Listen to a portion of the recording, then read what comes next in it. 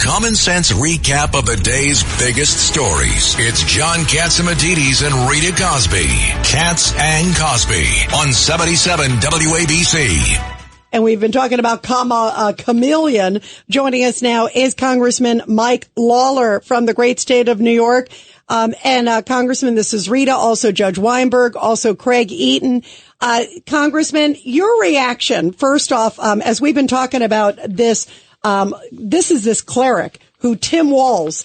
More comes out about this guy, that he was promoting him. He did events. He even gave him $100,000 to his group. And this is a guy who thought that October 7th was a great thing and had a pro-Hitler film.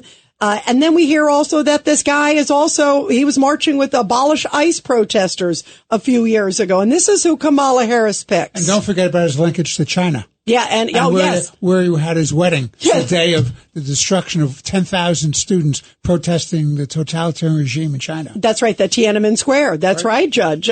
So all of these things together, Congressman, your thoughts about who Kamala Harris has picked and embraced as her running mate?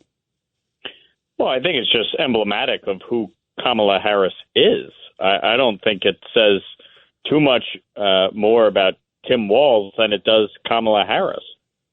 She doubled down on radical, woke, progressive, socialist ideology.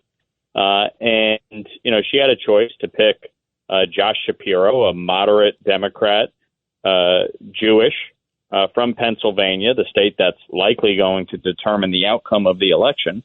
And she doubled down instead on a socialist ideology, an ideology as we see within the Democratic Party, more and more a pro-Hamas wing of the Democratic Party, which obviously, really from an ideological standpoint does not support the state of Israel, does not support the Judeo-Christian values that are at the core of our country and our foundation and our Constitution.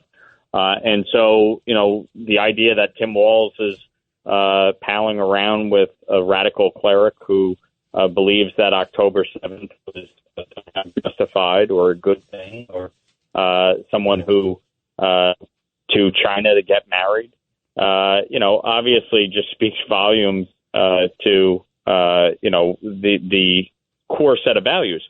But it also shows you, this is the same Kamala Harris who believed in open borders, the same Kamala Harris who supported the defund the police movement, the same Kamala Harris that supports cashless bail, which we've seen in New York is the single stupidest policy that's ever been enacted anywhere.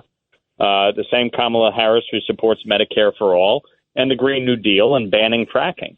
And much like my opponent, Mondaire Jones, who supported all of those policies, given the election, they're trying to change what their policy positions were or hide from previous statements.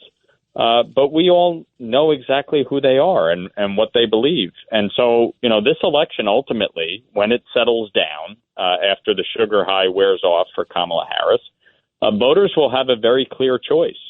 And ultimately, if this is an election that is decided on issues and not personality and not attacks about individuals, but actual issues impacting the American people, Republicans are poised to have a very big election night because voters do not support these radical policies. Right. The key is, though, Congressman Mike Lawler, it's also getting the messaging out, because Kamala Harris just came out with an ad the other day, and she said, I'm a tough prosecutor and I know how to lock up these cartel guys, and Trump doesn't walk the walk. So if somebody sees that ad, there's the phrase gaslighting, spinning, it is like Orwellian almost in the way it's done. This is the biggest gaslighting we've ever seen. Under Kamala Harris, the border czar, who was supposed to work to secure our border, we've seen over 10 million migrants cross into the United States, most of them illegally, 90% released into the country. New York City floundering. Eric Adams saying it's destroying the city.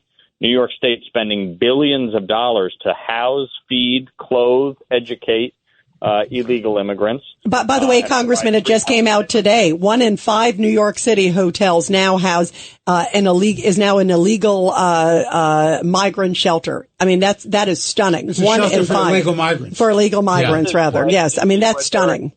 Eric Adams tried to do in my district, sending migrants to the Hudson Valley because New York City couldn't handle it. And I pushed back along with Town Supervisor Teresa Kenney and George Homan and County Executive Ed Day. And we said, no, we're not going to allow this in our community just because New York City chose to be a sanctuary city. We're not going to allow it. But this is, my opponent, Mondaire Jones, supports this. In fact, he's so crazy, he thought that those who kill cops, those who rape and kill children, should be given the right to vote from prison. I mean, this is what you're dealing with. It is a radical woke ideology. You can't make this up. That, frankly, is tearing apart the country. Absolutely. Craigie. But Mike, you know what the problem is? I mean, we as Republicans or as Americans need to get the message out to voters because you know what? We can say the message on the radio, on TV. We could speak it in Washington, but we have to get the people to the voting booth. I mean, look what happened here in the city. 17% of the voters came out to vote for mayor in 2 consecutive elections. And look what we got stuck with, de Blasio. We have to get these people out. And you know what? The truth is, we are not better off now than we were 4 years ago. The city and the state and the country are burning down. And the American people need to see that, and they need to make the right choices.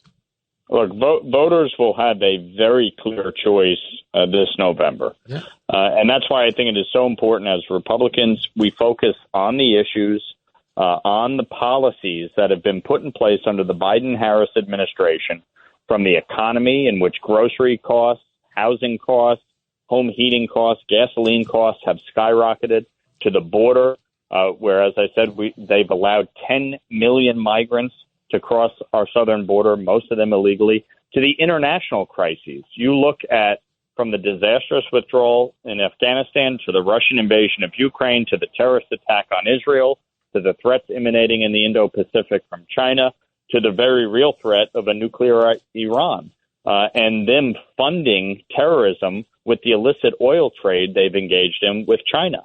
This a direct result of the disastrous policies of Kamala Harris and Joe Biden. Yeah. And from the standpoint of this election, voters will have a very clear choice. And my hope is that they recognize that the policies, not the personalities, the policies are what matters. And when you have candidates like my opponent, Mondaire Jones, or Kamala Harris, that support defunding the police, that support cashless bail, that support open borders, this is the result that you see in New York, a disaster, and exacerbated by failed leadership from Kathy Hochul to Eric Adams to Bill de Blasio. Yeah, and the whole defund the police at a time like this is preposterous, absolutely preposterous. Congressman Mike Lawler, thanks so much. We love having you on the show. Thank you. I appreciate it. Thanks for having me, Rita. And I'll just say, if folks want to support me, they can text Lawler to 85007. I'm going to have one of the most competitive races in the country. And if we want to keep a House Republican majority, we need to win my race. Absolutely. So important. And boy, what night and day compared to you and your opponent there, as you so eloquently described, Congressman. Thank you so much. Really great to have you here. Thank you. Thank you.